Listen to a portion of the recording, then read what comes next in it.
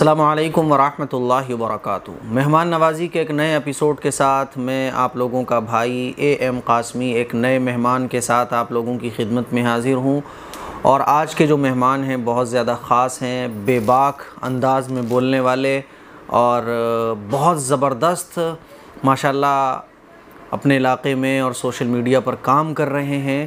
ان کا نام ہے جناب حضرت مولانا مفتی اکبر ہاشمی صاحب۔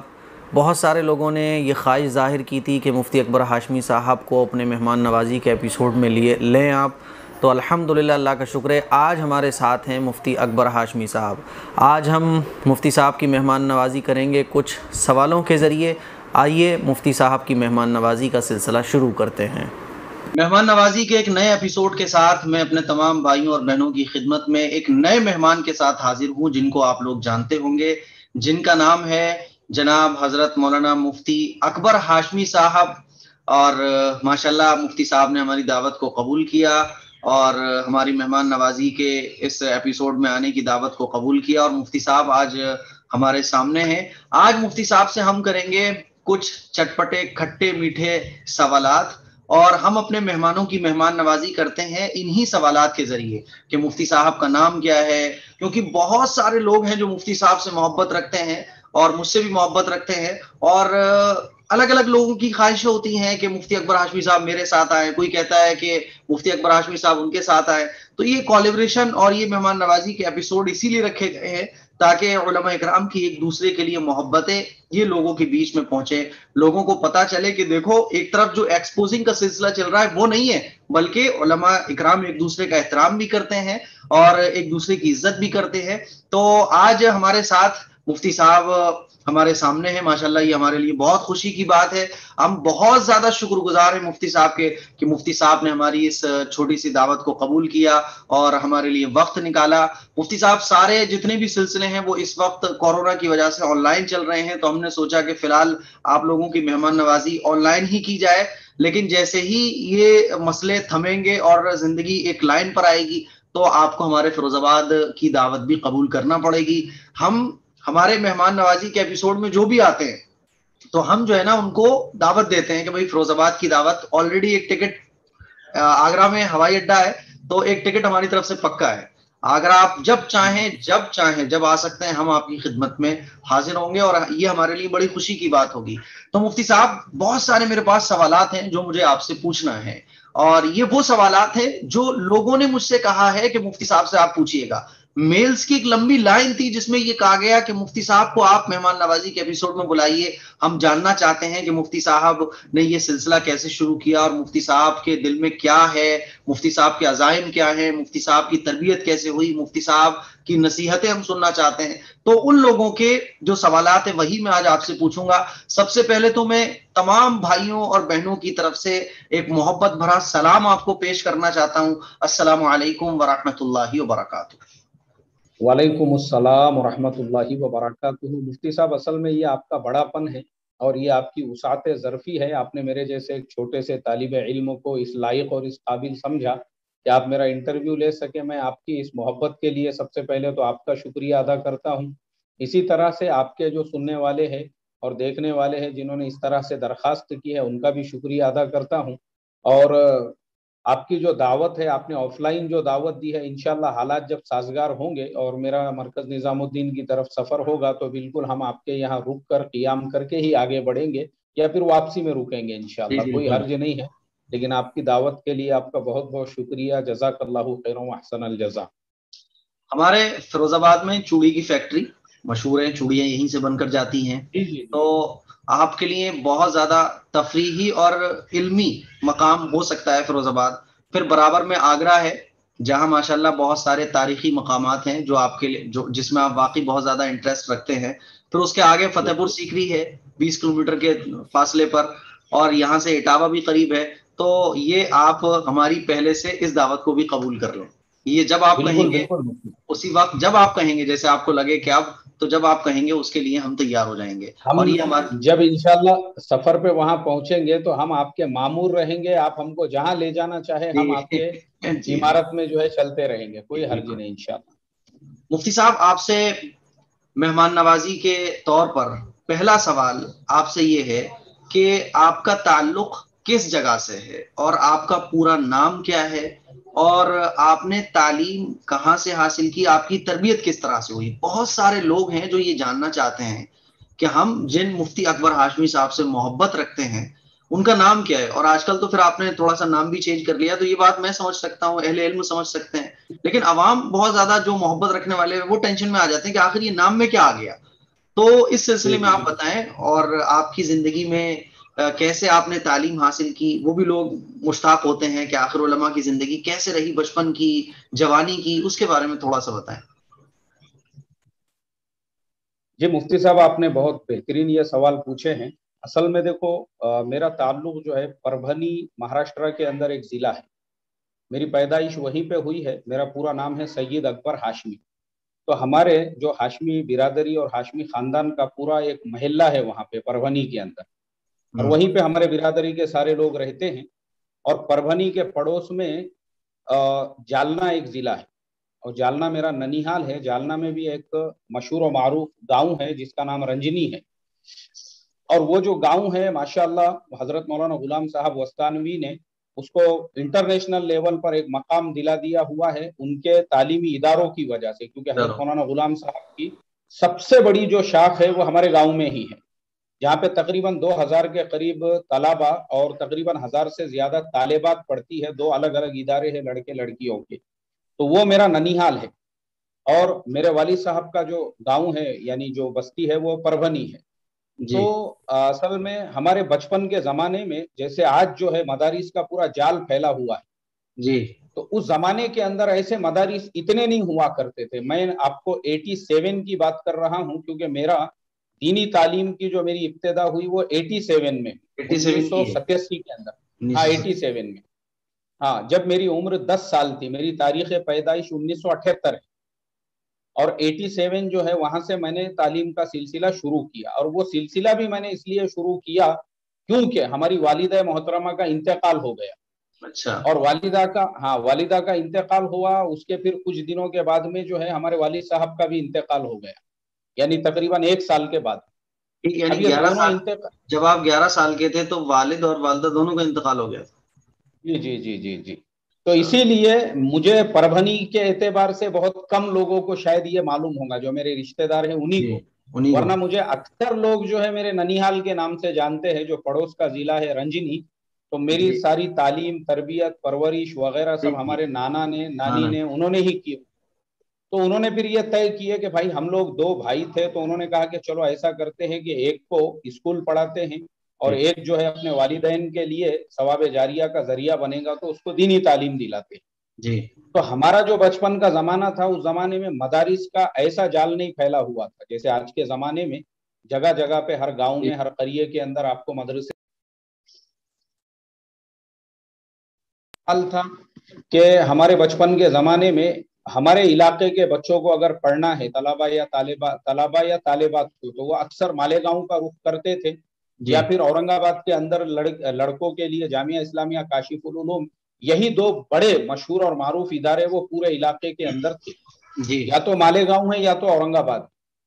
تو میرے اپنے گاؤں میں بھی اس زمانے میں مدرسہ نہیں تھا، تو ہمارے گاؤں سے تقریباً 30-35 کلومیٹر کے فاصلے پر جو ہے حضرت مولا وہاں پر جو ہے جامعہ اسلامیہ کاشف العلوم اورنگ آباد کی ایک شاخ تھی۔ تو وہ جو شاخ تھی، اسی شاخ کے اندر جو ہے ندوہ کا ہی، پہلے تو جامعہ اسلامیہ کاشف العلوم بتا دوں کہ یہ ندوۃ العلماء جی، لکھنؤ کی شاخ، شاخ ہے، تو اچھا۔ ندوہ کا جو نصاب ہے وہ کاشف العلوم اورنگ آباد میں پڑھایا جاتا تھا، اور کاشف کا جو نصاب ہے وہ وہاں پہ ہمارے اس مدرسے کے اندر وہاں کا نصاب پڑھایا جاتا۔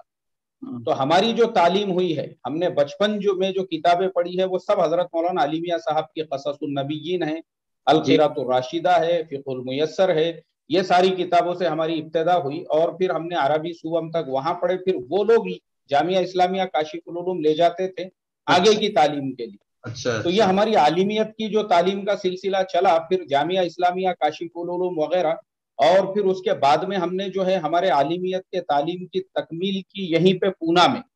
پونا مفتی میں؟ شاکر خان صاحب کا مدرسہ ہے، مدرسہ بیت العلوم کے نام سے، اسی مدرسے کے اندر پھر ہماری جو ہے تکمیل دورہ حدیث ہوا.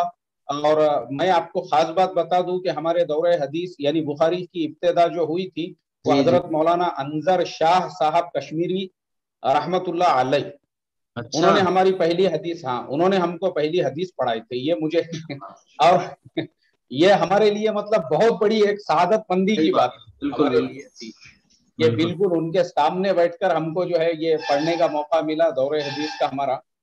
اور الحمدللہ. اور حفظ قرآن جو ہے گجرات کے اندر جامعہ حسینیہ راندیر ایک بہت ہی پرانا، یعنی میں سمجھتا ہوں تقریباً 100 سال پرانا ادارہ ہے.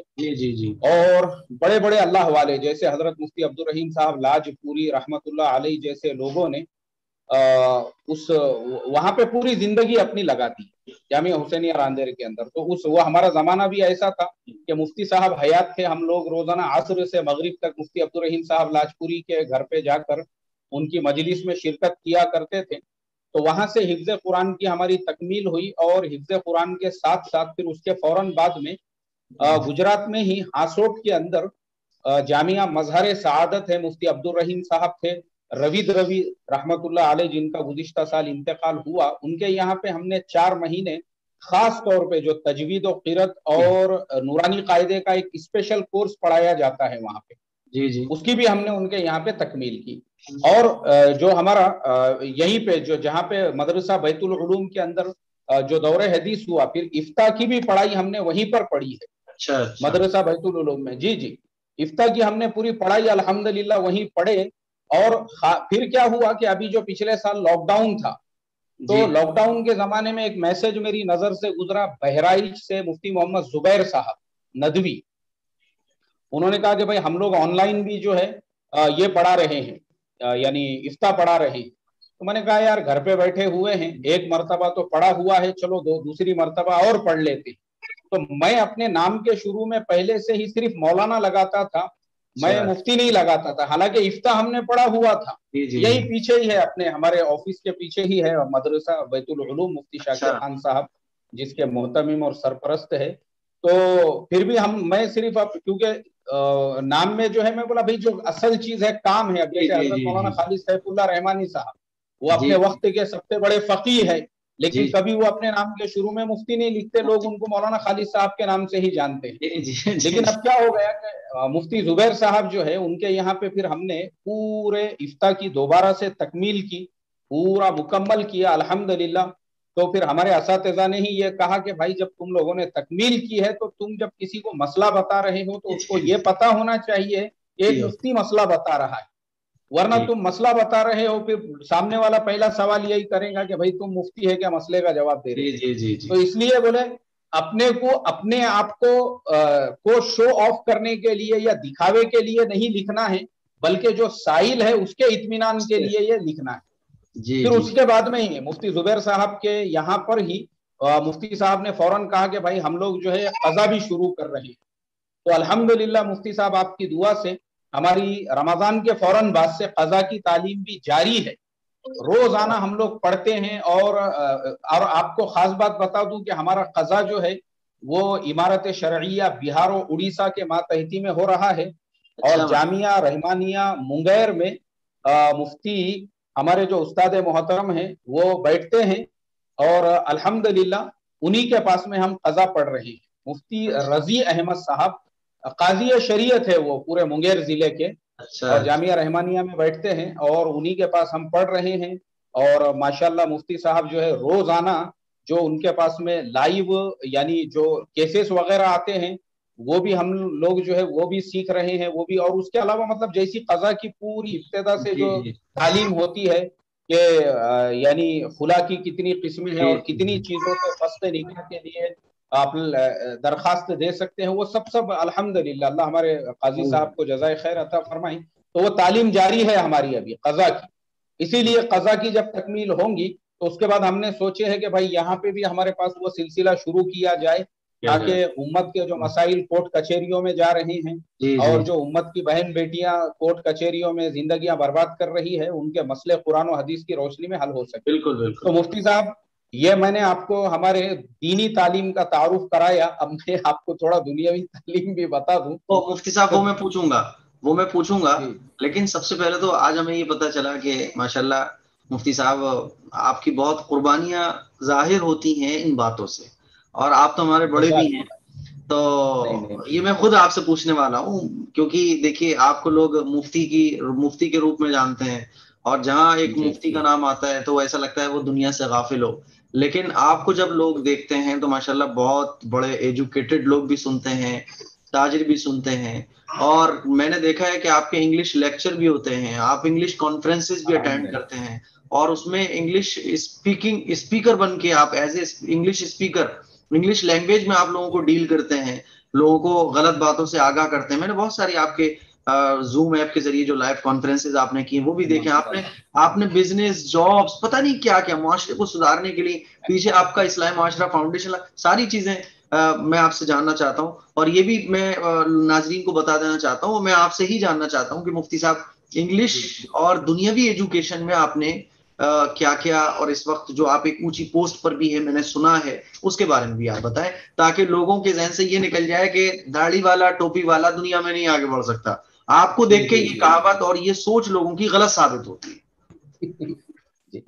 اصل میں مفتی صاحب میری جو مدرسے کے سے پہلے جو ہے چوتھی تک میں پڑھ چکا تھا اسکول کے اندر، جی تو مہاراشٹرا میں ایسی ترتیب ہوتی ہے کہ اگر آپ نے اسکول میں چوتھی یا ساتویں تک پڑھا ہے اور بیچ میں کچھ سالوں کا گیپ پڑ گیا تو آپ ڈائریکٹ بورڈ کا ایگزام دے سکتے ہیں۔ جی اسی ترتیب پہ ہم نے کیا کیا کہ 10ویں کا امتحان دیا، اور پھر اس کے بعد میں جو ہے ہمارے یہیں پہ یشونت راؤ چوہان مکت ودیا پیٹھ بول کر، یعنی جیسے مولانا آزاد اوپن یونیورسٹی ہے جی اسی طرح سے وہاں سے جو ہے ہم نے ہمارا بی کام کمپلیٹ کیا، اور پونا میں ایک مسجد میں امامت کرتے ہوئے فجر کی نماز کے بعد سے لے کر تو تقریباً ظہر تک میرے پاس میں جو ہے 8-10 یہ فجر سے لے کے ظہر تک تقریباً جو ہے 6 سے 7 گھنٹے ہوا کرتے تھے۔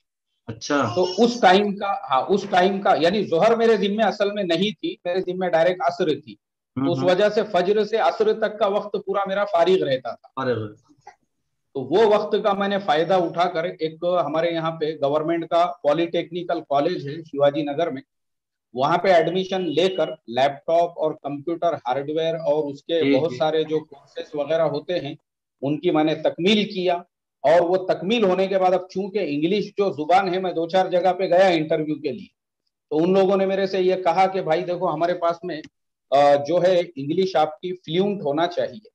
تو میں نے اصل جو میں نے انگلش جی سیکھا جی وہ اپنے جاب کے لیے یا نوکری کے حساب سے نہیں سیکھا، بلکہ بعض اوقات یہی مسائل میرے سامنے بھی آتے جی تھے جی جی کہ میں دوسروں کو اگر اصل میں جہاں پہ بھی میں نے 2-4 جگہ کام کیا تو ایک چیز یہ بھی دیکھا کہ وہاں لوگ اصل میں اکثر ہمارے جو برادران وطن ہیں، جو یعنی ہمارے ہندو بھائی یا دوسرے لوگ ہیں، مسلمانوں کے بارے میں کچھ لوگوں نے ان کے ذہنوں میں کچھ غلط فہمیاں جی ڈالی ہوئی ہے۔ اس میں سب سے پہلی غلط فہمی اکثر جو حلال اور حرام، بولے یار یہ حلال حرام کیا رہتا، جی جی ان کو معلوم ہی نہیں ہے نا حلال کیا ہے حرام کیا ہے۔ دوسری چیز جو 4 شادیوں کا مسئلہ ہے، تیسری چیز ہے طلاق کا مسئلہ، اور چوتھی بالکل چیز ہے بالکل اسی طرح سے کہ مسلمان سود کیوں نہیں لیتے بینک کا۔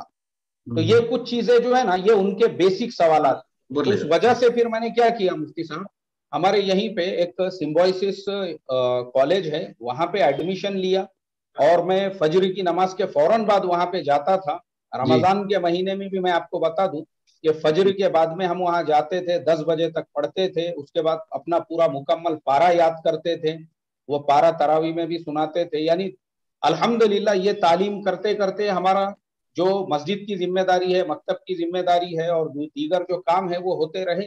تو جب وہ اس کے بعد میں پھر ایسا مختلف جگہوں پہ کام کرنے کا موقع ملا تو تھوڑا تجربہ ایکسپیرینس بھی آیا، جی تو جی وہ جو یہ لائن سے بھی جو ہے الحمدللہ کام کرنے لگے۔ اور الحمدللہ اصل میں ہمارے باقی علماء کو بھی یہ میسج دینا چاہوں گا اس کے ذریعے سے، اصل میں کیا ہے اس سے سب سے بڑا فائدہ یہ ہوتا ہے مفتی صاحب کہ آدمی جب خود کفیل ہوتا ہے نا تو جی دین جی کے جی کام وہ کھل کے کر سکتا ہے، بول کے کر سکتا ہے، کیونکہ بالکل بالکل صحیح بات کہی ہے آپ نے۔ ہاں اس کے معاش کے لیے جو ہے نا وہ پھر مسجد کے صدر صاحب جی کا، جی سیکریٹری صاحب کا یا امامت کا یا تدریس کا محتاج نہیں رہتا، محتاج، بلکہ اس کے انکم کے جب ادھر سے ریسورسز شروع ہو جاتے ہیں جی جی جی تو اگر ہمارے اصل میں ہوتا بھی یہ ہے مفتی صاحب، اگر ہم امامت کر رہے ہیں یا ہم کہیں تدریس بھی ہے تو ہم کو اتنا وقت ملتا ہے، اتنے وقت کے اندر ہم اپنے آپ کو امپروو کر سکے، سیکھ سکے، اور آج جی کل تو جی یوٹیوب پہ अंग्रेजी सीखना है या दीगर आप चीजें सीख सीखना सकते है, हैं, बहुत आप आसान हो चुका है। बहुत आसान हो गया है, हकीकत बात है। तो असल यही है, थोड़ा दिल पे लेकर आदमी करे ना, तो उसमें क्या होता है, जब आप एक मर्तबा खुद कफील बन गए तो आप किसी के मोहताज नहीं रहते और खुल के आप दीन का काम कर सकते हैं। बिल्कुल जी बिल्कुल बिल्कुल जी मुफ्ती बिल्कुल साहब। बिल्कुल बिल्कुल। तो मुफ्ती साहब, आपकी तो बहुत सारी खिदमात भी हैं, जैसे कि इस्लाही माशरा फाउंडेशन है, फिर इसके अलावा आप वेबिनार एक लोगों को जॉब देने के लिए भी लोगों को गाइड कर रहे हैं। इसके अलावा आप, मैंने सुना है कि इमामत भी करते हैं। इसके अलावा फिर जी आप यूट्यूब चैनल भी हैंडल करते हैं, उसके लिए वीडियोस शूट करते हैं। तो इतने सारे काम आप जो कर रहे हैं, तो जरा पता चल जाए कि आखिर सुबह से शाम तक का आपका क्या शेड्यूल रहता है और किस तरह से आप पूरा दिन गुजारते हैं। मुफ्ती साहब, ये सवाल आपने बहुत बेहतरीन किए। देखो, सबसे पहले तो मैं अल्लाह तबारक व तआला का करोड़ों दर्जे शुक्र अदा करता हूँ, उसने मुझे ये सारी चीज़ों के लिए कबूल किया। और उसके लिए, उसके बाद दूसरे नंबर पे मैं अपने असातिज़ा का शुक्रिया अदा करता हूँ कि हमारे असातिज़ा ने बचपन में ही हमारी नफ्सियात और हमारी मानसिकता और मेंटालिटी ये बनाई थी कि याद रखो, अपने अल्लाह ने अपने को दुनियादारी के लिए नहीं पैदा जी किया, जी, सही। अपना जो मकसद है। और मैं आपको एक वाकया मेरे उस्ताद के साथ पेश आया हुआ सुनाता हूँ। गुजरात में ही हमारे एक उस्ताद मोहतरम थे, तो मैं छुट्टियों में गांव आया हुआ था। मैंने सोचा मैं कुछ तिजारत वगैरह करूं, तो मुझे जो है मदरसा जाने में थोड़ी ताखीर हो गई। जी तो मैंने, एक उस्ताद ने मुझे खत लिखा कि भाई आप अभी तक मदरसा आए नहीं, वो जमाने में फोन वगैरह थे नहीं। तो मैंने उनको खत का जवाब लिखा, मैं बोला मैं गाँव में कुछ तिजारत वगैरह कर रहा हूँ। तो हमारे वो उस्ताद का खत हमारे जो मोहतमिम थे, यानी हमारे जो मदरसे के जिम्मेदार थे, उन तक पहुंचा। जी। वो इतने ज्यादा नाराज हुए, उन्होंने फौरन मुझे बोले उसको जवाब लिखो और जवाब में ये लिखो, ये अपना काम नहीं है, ये फिर हमने तुमको पढ़ा के फायदा क्या हो रहा है कि तुम वहां जाके तिजारत करो और अपना वक्त जाए और बर्बाद करो। तो मुझे जैसे ही वो खत मिला मुफ्ती साहब, मैं फौरन, यानी उसी दिन मैंने खत हाथ में लिया और अपना बोरिया बिस्तर समेट के शाम की बस से जो है मैं निकल गया। दूसरे दिन जब उस्ताद के खिदमत में पहुंचा, जी। तो हमारे उस्ताद के हाथ में जो है ये नूरानी कायदा था। हमारे अच्छा उस्ताद ने कहा कि हाँ, हमारे उस्ताद ने मेरे से कहा, बोले ये अपने जिंदगी का मकसद है, अच्छा। ये अपने जिंदगी का मकसद है, इसको मकसद बनाओ। अल्लाह दुनिया में किसी का मोहताज नहीं बनाएगा। दुनिया बेशक। के पीछे भागोगे और ये तुम्हारा मकसद है, इसको छोड़ दोगे ना, तो फिर दुनिया हाथ में नहीं आएगी, बल्कि तुम उसके पीछे जिंदगी जाए और बर्बाद करते रहो। ये काम ही नहीं है बोले अपना। बेशक। हम ये चाहते हैं कि हमारे शागिर्द हमारे नक्शे कदम पर चले। तो जी हमारे वो उस्ताद मोहतरम ने जब वो नसीहत की, तो वो मेरे दिमाग में उसी टाइम से घुस गई। मैंने बोला अब कब्र में जाने तक वो जो मदरसों में हमको पढ़ाया जाता है ना, बोले मरेंगे हम किताबों पर, वरक होगा कफन अपना, तो बोले हाँ। इसको प्रैक्टिकल अपनी जिंदगी का वो बनाना है तुम। तो इसके लिए फिर अल्हम्दुलिल्लाह, तो वो जो चीज थी ना मुफ्ती साहब, उसकी वजह से हमने क्या किया कि अभी देखो, मैं, आपने जो मेरे से सवाल किया वक्त की जी तरतीब, तो मैंने क्या है कि अपनी जिंदगी से जो ये फजूलियात है, जैसे होटल में जाके चाय पीना है जी जी जी। और होटलों में जाके बैठना है, मैं आपको बता दूं मुफ्ती साहब, मुझे तकरीबन 6 महीने हो चुके होंगे, मैं शायद किसी होटल में बैठ के मैंने चाय नहीं पिया अभी, यानी तकरीबन इतना ड्यूरेशन। और उस वक्त भी जो अगर पिया होगा तो वो कोई मेहमान आए होंगे जिनको इत्तेफाक़ी मुझे तौर पर पिलाने किया। की जरूरत है। जी जी जी। जी। बाकी मैं बिल्कुल कहीं नहीं। असल क्या है मुफ्ती साहब, वक्त जो है ना वो, मौलाना इस्माइल साहब मीराठी की एक किताब है, उर्दू की पहली दूसरी तीसरी, उसमें एक सबक है, देखो, वक्त के ताल्लुक से।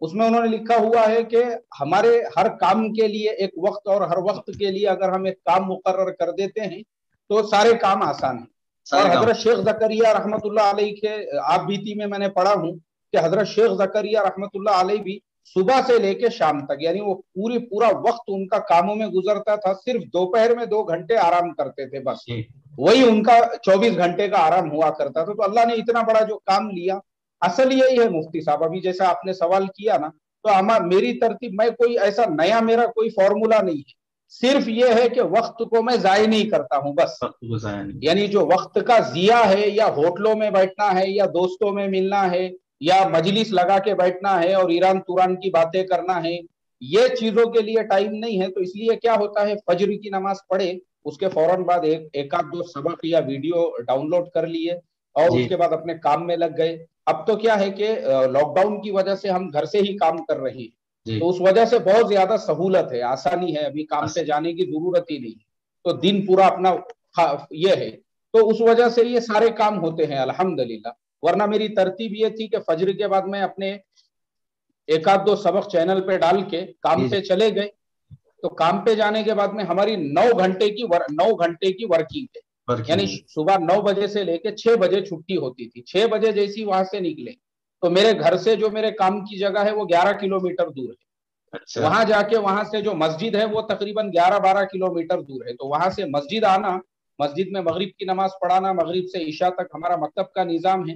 عشاء کی نماز پڑھا کے وہاں سے پھر گھر جو ہے وہ 8 کلومیٹر ہے, یعنی روزانہ کا 30 کلومیٹر کا سفر میرا جو ہے یہ. ہاں, تو وہ کر کے گھر پہ آئے. گھر پہ آنے کے بعد میں اب الحمدللہ یہ جو اس کے بعد میں پھر یہ جو فاؤنڈیشن کا کنسپٹ اسی لیے میرے ذہن میں آیا. میں بولا بھائی فاؤنڈیشن میں کسی 1-2 لوگوں کو بٹھائیں گے, وہ دن بھر رہیں گے کیونکہ اپنے کام میں رہتے ہیں, تو کم سے کم وہ یہ نظام کو سنبھال سکتے. تو الحمدللہ ہمارے ایک شاگرد مفتی صاحب ہے, انہوں نے بڑے بہترین ڈھنگ سے جو ہے یہ پورا نظام سنبھالے. ہم اپنے کام میں ہی رہتے تھے. ابھی لاک ڈاؤن ہے بول کے میں یہاں پہ بیٹھ رہا ہوں. جی اچھا. ورنہ یہ ٹائم پہ میں اپنے کام کی جگہ پہ رہتا ہوں. تو دوسری چیز یہ ہے کہ اب یہ جو باقی کے کام آپ نے پوچھے ہیں, جیسے ہمارے فاؤنڈیشن سے جو ہے ہم بزرگ علماء ہیں, بزرگ ائمہ ہیں, ان لوگوں کو جو ہے پینشن یوجنا وغیرہ بھی ہے کہ الحمدللہ ان کا تعاون کرتے ہیں. جی مجھے پتا چلا کہ آپ بہت ساری بیواؤں کو اور جو ایسے علماء ہیں, امام ہیں, جن کو مسجد والوں نے چھوڑ دیا کہ بھیا جاؤ تم, ہمارے پاس جگہ نہیں ہے, آپ ماشاءاللہ ان کو ماہانہ پینشن دے رہے ہیں. جی ابھی فی الحال مفتی صاحب ایسے 32 لوگوں کو پینشن دی جا رہی ہے جی, اور اس میں 1-2 کے کورونا میں انتقال ہو گئے. تو ہم نے یہ کہا کہ ٹھیک ہے, اگر ان کا انتقال بھی ہوا ہے تو جب تک ان کی بیوہ ہے ان کی بیوہ کو کنٹینیو وہ دیتے رہیں گے انشاءاللہ.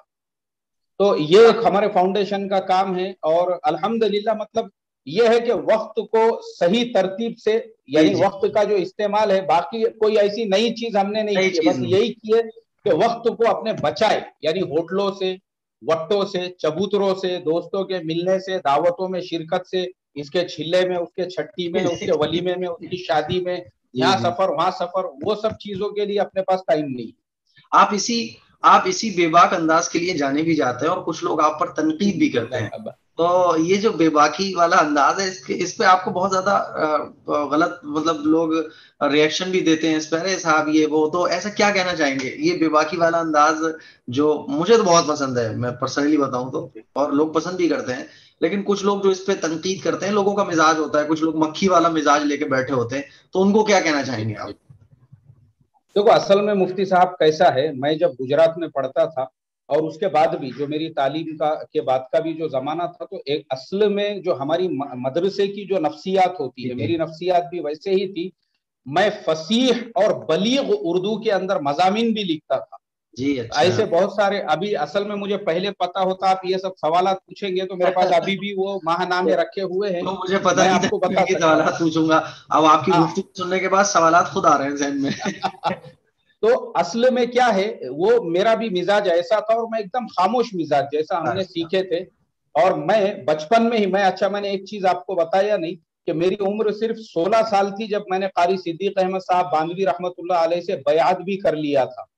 تو وہ ہاں, ان سے میرا جو ہے سلسلہ تھا, تو وہ عجیب زمانہ تھا, مطلب میں بات ہی نہیں کرتا تھا, ایک دم اکثر اوقات میں خاموش رہا کرتا تھا. اور میرے پاس حضرت تھانوی کی تعلیم الدین نام سے ایک کتاب ہے, وہ تصوف کے لائن کی ہے, بس اس میں جو اوراد ہے, وظائف ہے, یہ ساری چیزیں پڑھنے وغیرہ کا اہتمام ہے. اب مسئلہ کیا ہو گیا کہ جب تبلیغ کے کام میں لگے, تو جب تبلیغ میں لگنا ہوا, ہمارا پہلا چلہ لگا, اور وہ چلہ لگنے کے بعد میں پھر جب نکلنے لگے گاؤں میں, دیہاتوں میں, اور لوگوں کے ساتھ, اور جب یہ, تو پھر سمجھ میں یہ آیا کہ بھئی اپنی جو فصاحت اور بلاغت والی جو زبان ہے, یہ گاؤں کے دیہاتی لوگوں کو نہیں سمجھ میں آنے والی ہے. تو پھر ہمارے جو امیر صاحب, یعنی میرے استاد محترم ہی ہوتے ہیں, انہی کے پاس ہم نے ہمارے تعلیم کی ابتدا کیے تھے. وہی ہمارے پہلے امیر بھی تھے جو چلے میں ہم لوگ نکلے تھے.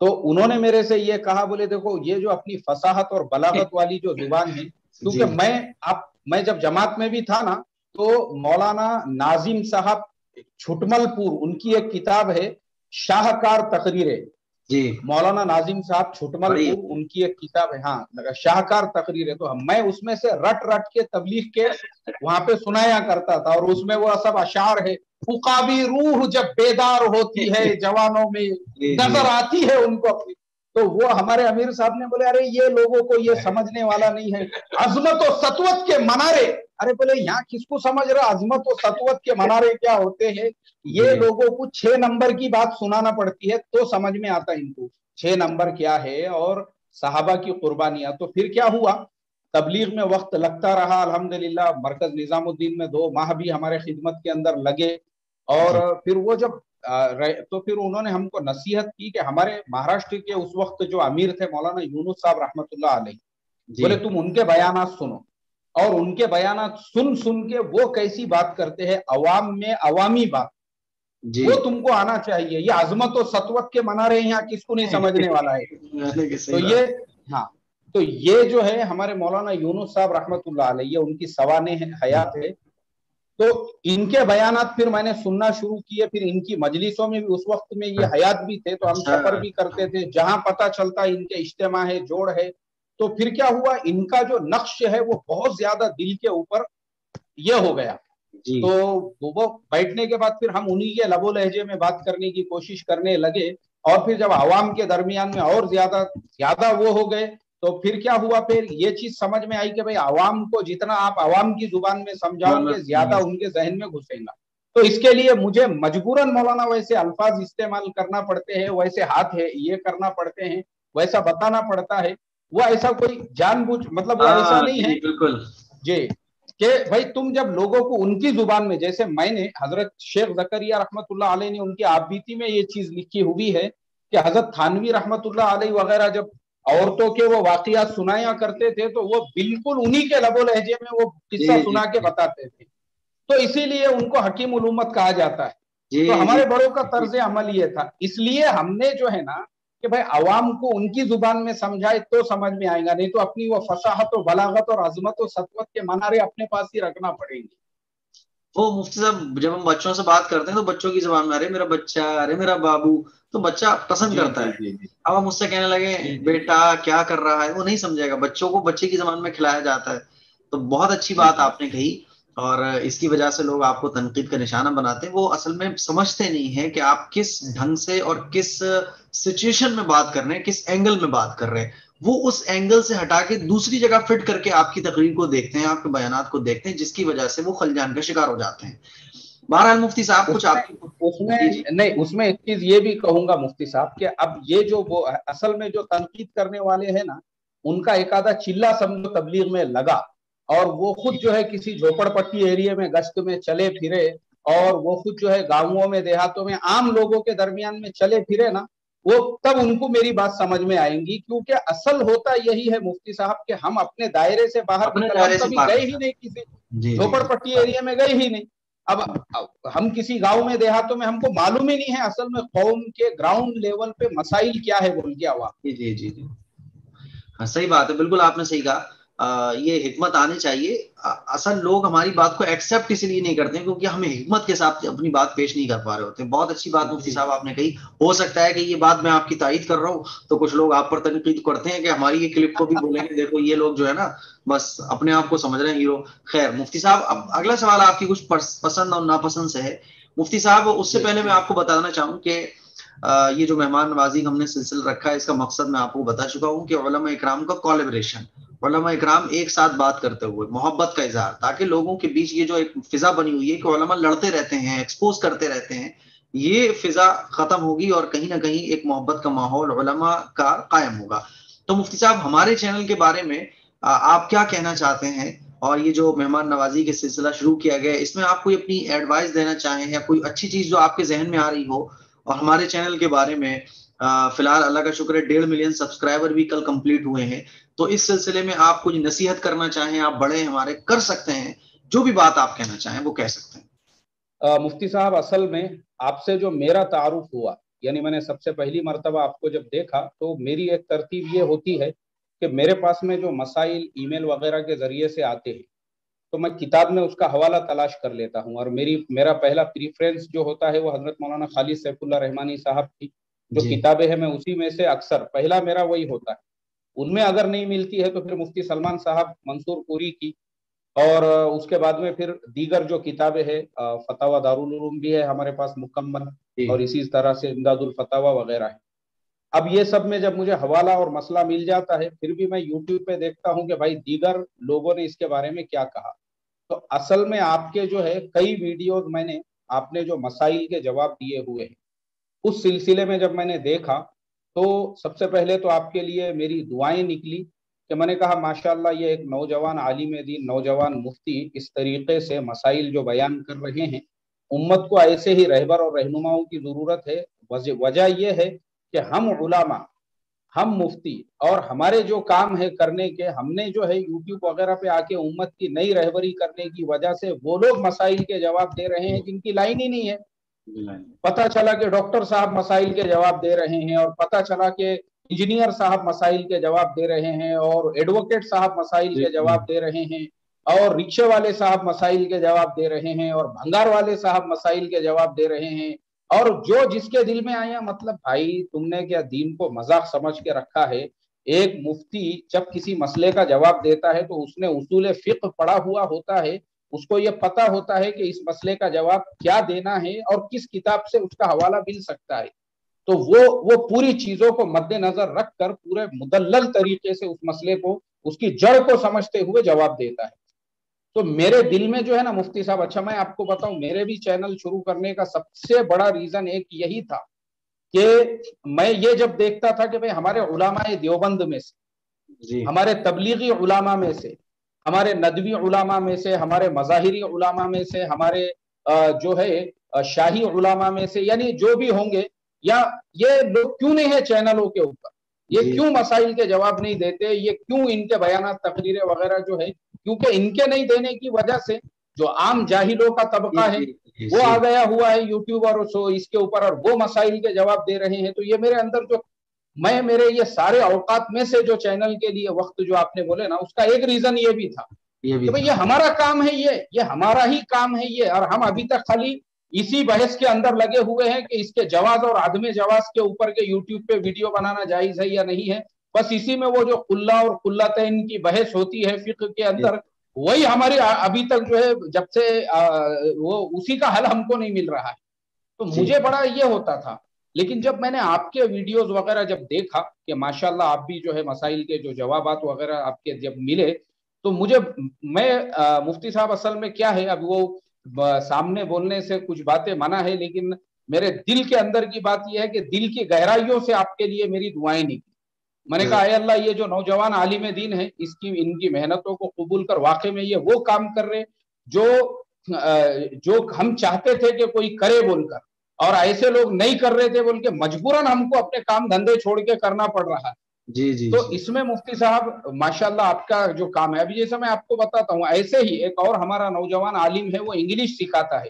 مجھے اتنی خوشی ہوتی ہے، میں ایسے دل کی گہرائیوں سے اس کے لیے دعائیں کرتا ہوں. اور میں نے کئی مرتبہ اپنے اسباق میں لوگوں کو کہا بھی کہ ایک پیجامہ کرتے والا مولوی اگر انگلش سکھا رہا ہے، ہم کو لگتا ہے کہ بھئی وہ نہیں سکھا سکتا. ارے وہ اتنے بہترین طریقے سے وہ جس طریقے کے گرامر وغیرہ سمجھا سکتا ہے، کیونکہ ہم لوگوں نے صرف اور نحو پڑھا ہوا ہے. تو علماء اور مدارس کے طلباء اور ہمارے لیے تو ایک نعمت غیر مترقبہ ہے وہ، کہ اس طریقے سے ہم کو آسانی کے ساتھ میں اس کے گرامر سمجھ میں آ سکتے ہیں جب ہمارے ہی لائن کا کوئی انسان سمجھائے تو. ایسے ہی آپ نے دیکھے ہوں گے کہ ایک صاحب جو ہے نورانی قاعدہ اور قرآن بڑے بہترین طریقے سے سکھاتے. میں نے کم سے کم 10 مرتبہ لوگوں کو ریکمنڈ کیا، کیونکہ مجھے جو ہے نا اس سے خوشی ملتی کہ ہم چاہتے ہمارے لوگ یہ کام کرے. تو ماشاءاللہ مفتی صاحب آپ جو کام کر رہے ہیں وہ قابل تعریف ہے اور آپ کے لیے قابل قدر ہے. ہماری دعائیں ہیں آپ کے ساتھ. ماشاءاللہ بہت بہترین، آپ بہت بہترین کام کر رہے ہیں. اسی طریقے سے آپ کنٹینیو کرتے رہے. ہمارا آپ کو پورا، یعنی ہماری دعائیں ہیں آپ کے لیے. بس یہ کبھی بھی آپ چاہیں، کبھی بھی آپ کو کوئی ایسی چیز لگے تو آپ بلا تکلف اصلاح کر سکتے ہیں. آپ بڑے ہیں ہمارے، آپ جب چاہیں کوئی بات ہمیں بول سکتے ہیں بلا تکلف. یہ میں نے آپ سے اس لیے کہا کیونکہ میں جس کو بھی بلاتا ہوں تو ہم سب یہ چاہتے ہیں کہ ہم سب مل کر کام کریں. کبھی مجھے لگے مفتی اکبر ہاشمی صاحب کو اپنے چینل میں یہ ترمیم کرنا چاہیے تو میں بول سکوں. آپ کو لگے بھائی اے ایم قاسمی صاحب کو اپنے چینل میں یہ کرنا چاہیے. اس سے کیا ہوتا ہے کہ ہر چیز ہم نہیں دیکھ سکتے جو آپ دیکھ سکتے ہیں. بہرحال مفتی صاحب آپ کی پسند ناپسند پر آتے ہیں. جی کچھ کہنا چاہتے ہیں؟ نہیں مطلب کس تعلق سے پسند اور ناپسند؟ کہ جیسے کہ بہت سارے علماء جن کا بھی ہم نے انٹرویو لیا وہ چائے کو پسند کرتے ہیں. مفتاحی صاحب ہیں وہ چائے کو بہت پسند کرتے ہیں, وہ تو چائے پہ اشعاری بناتے رہتے ہیں. مفتی ہارون ندوی صاحب وہ بھی چائے پیتے ہیں. آپ کے بارے میں جاننا چاہتے ہیں آپ ناشتے کی شروعات کیسے کرتے ہیں؟ چائے سے کرتے ہیں؟ چائے کتنی بار پیتے ہیں؟ چائے پسند ہے آپ کو؟ تاکہ جب آپ فیروز آباد بھی تشریف لائیں, آپ کو دیکھنے والے بہت سارے ناظرین ہیں, جب آپ ان کے یہاں کبھی جائیں تو چائے کے بارے میں آپ کی پسند کیا ہے؟ نہیں بالکل مفتی صاحب, آپ کا سوال بالکل جو ہے بجا ہے. میری بھی ترتیب یہی ہے. اصل میرا معمول یہ ہے روزانہ کا, میں جب تہجد میں اٹھ جاتا ہوں, یا اکثر تو میرا اصل میں نائٹ شفٹ ہوتا ہے, یو ایس بیس ہم کام کرتے ہیں, تو اکثر ایسا ہی ہوتا ہے کہ فجر تک ہم کو جاگنا ہی پڑتا ہے. تو تہجد میں عموماً گھر کے لوگ اٹھ جاتے ہیں, میری اہلیہ, تو ان کا پہلا کام یہی ہے کہ بھائی پہلے آپ جو ہے چائے بنا کر مجھے دو. تو میں بھی جب تک جو ہے میرے معمولات وغیرہ سے فارغ ہوتا ہوں, میں چائے کے ساتھ میں آدھی روٹی جو رات کی ہوتی ہے وہ ڈبا کے اس میں کھا لیتا ہوں, آدھی کبھی ایک پوری, جیسی بھوک لگی ویسی, اور پھر فجر وغیرہ پڑھ کے جو ہے مطلب یہ ہے کہ اس کے بعد میں بھی پھر میں یہ اشتیاق رکھتا ہوں, جب میری اہلیہ بچوں کے ڈبے بناتی ہے جو کام پہ جانے والے ہوتے ہیں, تو میں اس کو ڈسٹرب کرتے رہتا ہوں کہ یار میرے کو ذرا آدھا کپ چائے بھی دے دو بیچ میں بنا کے, جبکہ وہ دوسرے کام میں لگی رہتی ہے. تو خیر صبح کی شروعات تو ہماری بھی مفتی صاحب چائے سے ہی ہوتی ہے, اور الحمدللہ جیسے اور لوگوں کا آپ نے ذکر کیا, مولانا عبدالرشید صاحب مفتاحی ہو گئے یا مفتی ہارون صاحب وغیرہ ہو گئے, ایسا ہمارا بھی معمول یہی ہے الحمدللہ چائے کے بارے میں, کہ چائے کا جو اس میں تو میں نے ایک زمانہ تو ایسا تھا بھی کہ میں نے پہلے پورے پتیوں کا ایک ایکسپیریمنٹ بھی کیا تھا. مارکیٹ میں جتنی پتیاں ملتی ہے اس میں سے کون سی زیادہ مفید ہے, وہ میں نے ریسرچ کرنے کے بعد ایک پتی طے کیا ہوا ہوں جو ہمارے پونا میں ملتی ہے, اس کو سوسائٹی کہتے ہیں. ہم جب فیروز آباد آئیں گے تو اس کی تمام قسمیں جو ہے اس کا ایک ایک پیکٹ ہم آپ کے لیے لے کر آئیں گے. اس کی ہاں وہ سوسائٹی پتی میری سب سے فیوریٹ, میں کبھی کہیں سفر پہ بھی جاتا ہوں تو اس کو اپنے ساتھ میں لے کر جاتا ہوں, تاکہ ہاں مجھے اصل میں وہ ہاں جی جی جی جی جی وہ سستی ہے, ایسا نہیں کہ بہت مہنگی اور بہت ایسی, عام طور پہ کرانہ دکانوں پہ ملتی ہے. فرق اتنا ہے کہ وہ جو کمپنی والا ہے اس میں کوئی کیمیکل وغیرہ نہیں ملاتا, جس کی وجہ سے پینے میں تکلیف نہیں ہوتی. اچھا مفتی صاحب کھانے کے بارے میں پوچھنا چاہتے ہیں کہ کھانے میں آپ کو کیا پسند ہے؟ کبھی کوئی آپ کو بلاتا ہے, وہ نہیں پوچھ پاتا, لوگوں نے کہا کہ مفتی صاحب سے پوچھنا بھائی کھانے میں بھی کیا پسند ہے, کیونکہ آپ میرے آئیں گے چلے میں پوچھ لوں گا مفتی صاحب بلا تکلف بتائیے کیا کھانا پسند کریں گے, لیکن جس کے آپ مہمان بن کے جا رہے ہیں وہ نہیں پوچھ پاتا, مفتی صاحب ڈانٹ نہ لگا دیں, تو وہ اپنی پسند سے بنا لیتا ہے. تو یہ میں ان لوگوں کا سوال پوچھ رہا ہوں کہ کھانے میں آپ کو کیا پسند ہے. جیسے مجھے آپ کہہ سکتے ہیں مجھے بریانی زیادہ پسند ہے, تو آپ کو کیا پسند ہے؟ آپ کی پسند کھانے کے بارے میں کیا ہے؟ مفتی صاحب اصل میں دیکھو کیا ہے نا کہ دعوت کے کام میں جب لگے تو بہت سارے گاؤں میں, کھیڑے پاڑوں میں, دیہاتوں میں جب سفر کرنا ہوئے تو اب یہ جو شوق تھا نا وہ ختم ہی ہو گیا. جو مل گیا دسترخوان کے اوپر جو آ گیا. ابھی دیکھو میں آپ کو بتاتا ہوں میرے کچھ چلوں کی کارگزاری. ایک چلہ ہمارا لگا ہوا ہے انڈومان کے جزیروں کے اندر, تو مجھے یاد ہے ہم نے پورے 40 دن جو ہے صرف ہم چاول ابال کے کھاتے تھے وہاں پر, دونوں وقت میں وہی ہمارا کھانا ہوتا تھا. ایک مرتبہ ہمارے ایک ساتھی ہے, انہوں نے کہا کہ یار میں روٹی بناتا ہوں, تو بیچاروں نے آٹا واٹا لا کے کوشش کی ہے وہ روٹی کھلانے کی ساتھیوں کو. تو کیا ہے مفتی صاحب اصل میں جو سامنے آ گیا, جو حاضر, وہ الحمدللہ. تو میں عموماً اب میرے گھر پہ بھی جو ہے نا باجری جواری ایسی ہی روٹی میں کھاتا ہوں, جو آ گیا سامنے مفتی صاحب. ایسا اپنا کوئی خاص ذوق شوق نہیں, کہیں سفر پہ چلے گئے, ہمارے یہاں مہاراشٹر میں عموماً پوری بھاجی جو مل گیا سمجھو روڈ پہ, ہوٹل میں, دکان پہ, تو یا پھر کہیں ہمارے یہاں پہ وڑا پاؤ بھی لوگ کھاتے ہیں مہاراشٹر میں, عموماً مسڑ پاؤ بھی کھاتے ہیں. تو ایسا کوئی خاص ذوق اور شوق نہیں مفتی صاحب, جو اپنے سامنے آ گیا اللہ کا کرم ہے الحمدللہ, شکر ہے. اب میں آپ کو ایک اور مجھے یاد آیا, ایک ہمارا وقت تو کچھ ایسا بھی گزرا ہے کچھ علاقوں میں, ہمارے امیر صاحب جو تھے وہ کھٹانے لے کر چلتے تھے ساتھ میں, چنے جو ہوتے ہیں نا بھنے ہوئے, اور اس کے ساتھ میں جو ہے گڑ دیتے تھے ساتھیوں کو, مٹھی بھر چنے اور تھوڑا تھوڑا گڑ. تو کچھ دن ہمارے ایسے بھی لگے ہوئے ہیں, تو وہ مسئلہ نہیں مفتی صاحب, جو ہے اللہ کا شکر ہے الحمدللہ. اچھا چلیے بہت اچھی بات ہے, جزاکم اللہ. اچھا مفتی صاحب اپنی فیملی کے بارے میں آپ بتا سکتے ہیں کہ آپ کے کتنے بچے ہیں, اور کیسے آپ اپنی فیملی کے ساتھ رہتے ہیں، مطلب پتہ آپ فیملی کے بارے میں جاننا چاہتے ہیں، بچوں کے نام کیا ہیں، جیسے میں نے شروع میں سوال کیا تھا کہ آپ کا نام چینج ہو گیا ہے، تو اس پہ بھی ذرا نظر ڈالیں۔ نام کا تو میں نے آپ کو بتایا نا مفتی صاحب کہ میرا افتاح جو ہے پہلے ہی ہوا تھا، لیکن میں لگاتا نہیں تھا اپنے نام کے شروع میں، نہیں، وہ میں کیونکہ نے میرا نام، نام جو ہے وہ آپ کنیت کے ساتھ شروع کر رہے ہیں نا نام اپنا، شاید بیٹے کے نام ہاں پر ہے۔ ابو الحسنین، اچھا اچھا جی اچھا جی، ابو میں اس کے بارے الحسنین۔ میں بات کر رہا ہوں۔ اصل میں میرے دونوں لڑکے ہیں، ایک کا نام حسن ہے، دوسرے کا نام حسین ہے۔ حسین ہے، اچھا، تو تو آپ نے دونوں کو کر دیا ہے۔ ہاں، تو میں نے دونوں کو کر دیا۔ اصل میں ایسا ہے نا، میری تمنا یہ تھی کہ مجھے بیٹی پیدا ہوتی تو میں نے میری اہلیہ کو بول دیا تھا، میں بولا اپنے کو اگر بیٹی ہوئی اس کا نام فاطمہ پہلے سے ڈکلیئر، جی جی جی رائے مشورہ لینے کی ضرورت ہی نہیں اپنے کو کسی سے، جی فاطمہ اپنا پہلے سے طے شدہ نام ہے۔ لیکن پتہ چلا کہ بھائی لڑکے کی ولادت ہوئی ہے، تو میں بولا چلو اب نہیں فاطمہ تو کم سے کم حسن، وہ نام جو اللہ کے نبی نے اپنی اولاد کے لیے پسند کیا، ہم بھی اپنی اولاد کا وہی نام رکھیں گے۔ جی جی جی۔ دوسری مرتبہ بھی میں نے یہی کہا، میں بولا اپنا فاطمہ نام فکس ہے، مگر دوسری مرتبہ بھی پتہ چلا کہ لڑکے کی ولادت ہوئی، تو میں بولا اب حسن ہے، دوسرا اللہ کے نبی کو حسین پسند تھا اس لیے وہ حسین۔ ماشاء اللہ ماشاء اللہ۔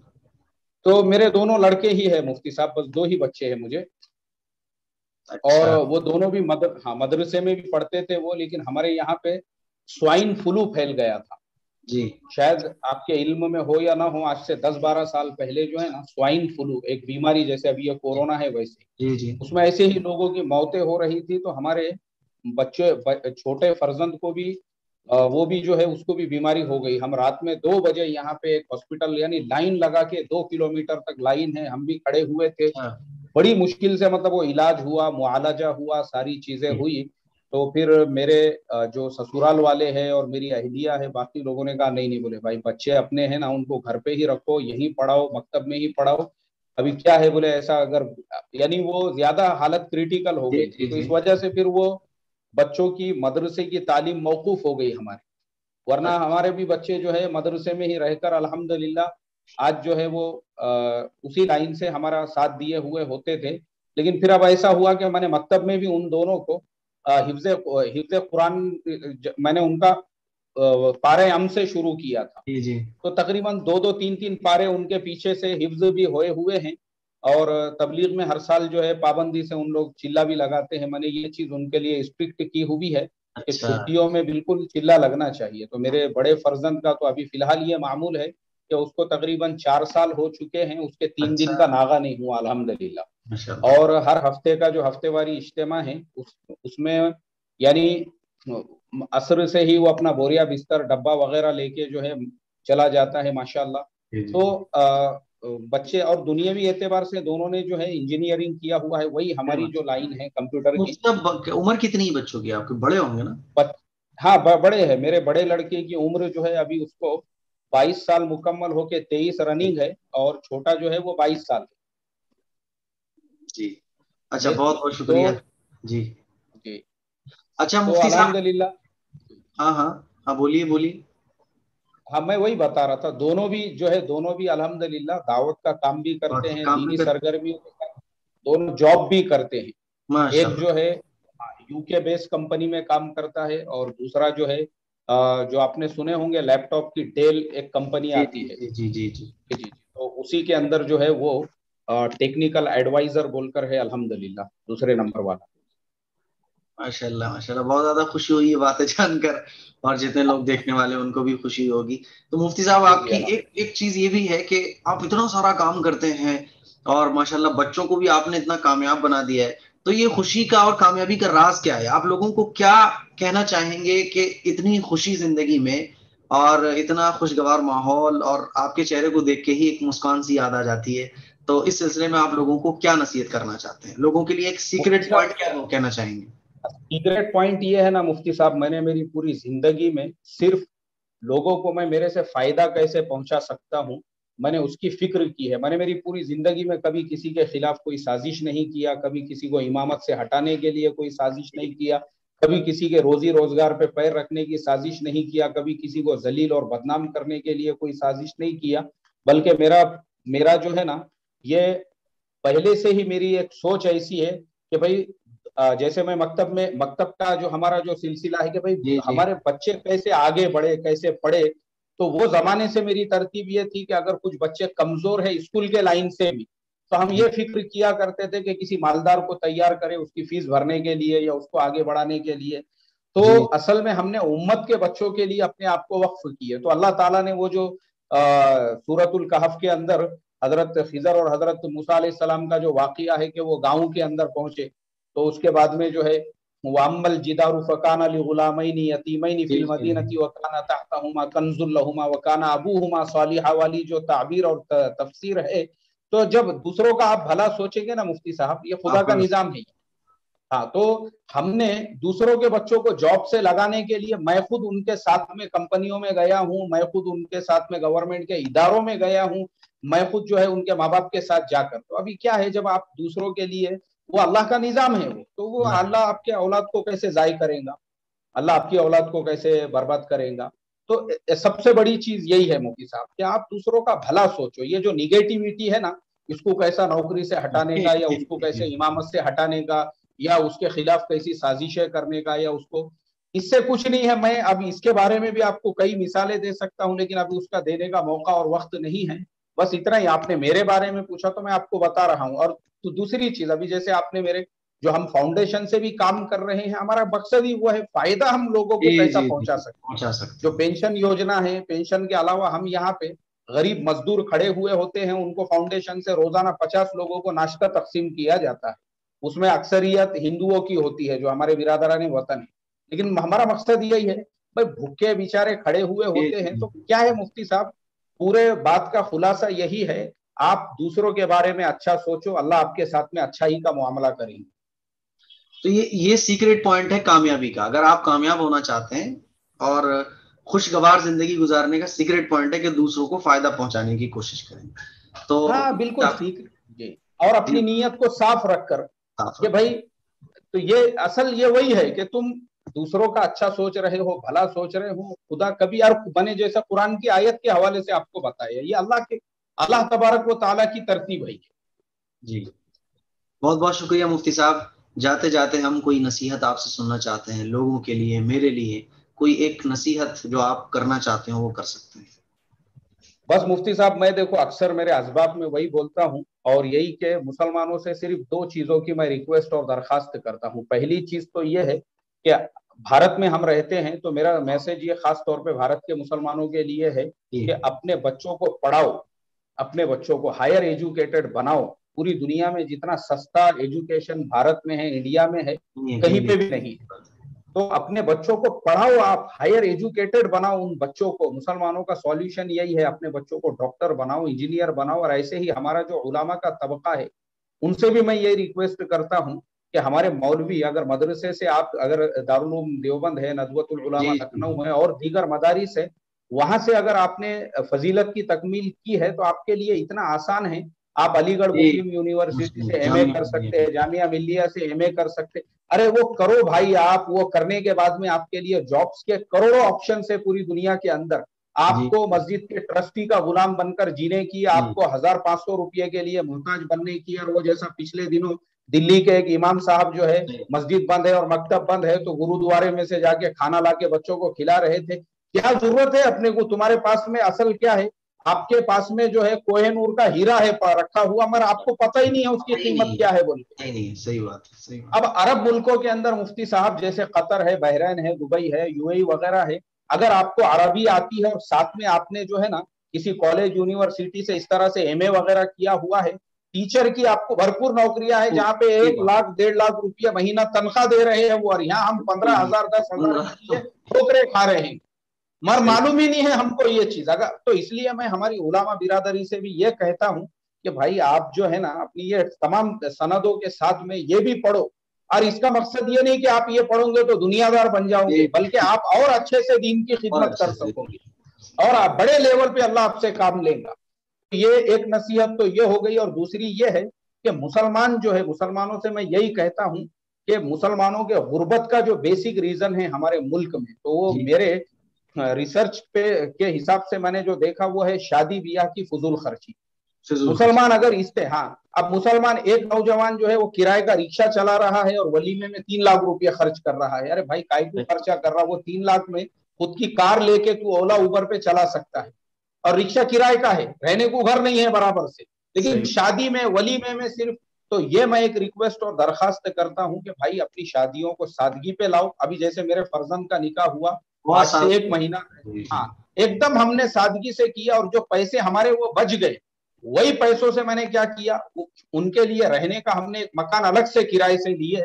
हमने बोले भाई शरई तौर पर जो है उनके लिए भी प्राइवेसी पूरी होनी चाहिए उसमें। जो तो भाई क्या जरूरत है, मुझे आप बताओ, जो पैसे वलीमे में खर्च होने वाले थे, जो शादी में खर्च होने वाले थे, उतने पैसों में आप जो है एक कारोबार शुरू कर सकते हैं, आप अपने आप को फाइनेंशियली स्ट्रॉन्ग कर सकते हैं। वरना क्या है, सूदी कर्ज लेकर आप जो है इस तरीके के काम कर रहे हो, और बाद में आपके जिंदगी के 4 साल 5 साल तक वो कर्जा ही अदा नहीं हो रहा है, तो फिर ऐसी जिंदगी क्या फायदे की।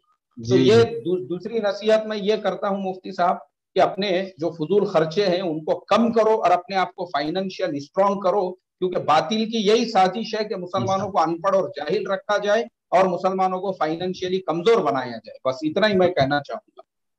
जज़ाकुमुल्लाहु अहसनल जज़ा। मुफ्ती साहब बहुत बहुत शुक्रिया, और हम आपके बहुत ज़्यादा शुक्रगुजार हैं कि आपने हमारे लिए वक्त निकाला और इतने सारे सवालात के आपने जवाबात दिए।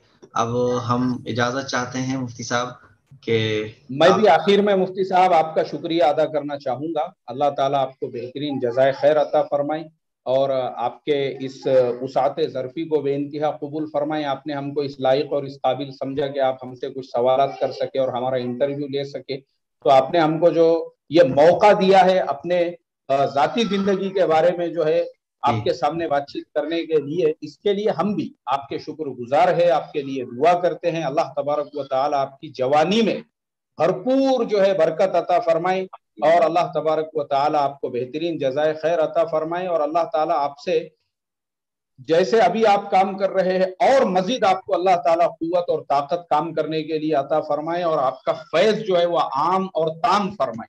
आमीन आमीन। मुफ्ती साहब जो सवालात रह गए हैं, मैं तो सोच रहा था बहुत सारी बातें आपसे करनी है, लेकिन मैंने अब ये नियत की है कि जब आप कभी फिरोजाबाद तशरीफ लाएंगे तो इंशाल्लाह इसी स्टूडियो में बैठकर हम लोग एक लंबी गुफ्तगू करेंगे जिसमें एकदम दिल भर के सारे सवालात के जवाबात आपसे लेंगे। ठीक है।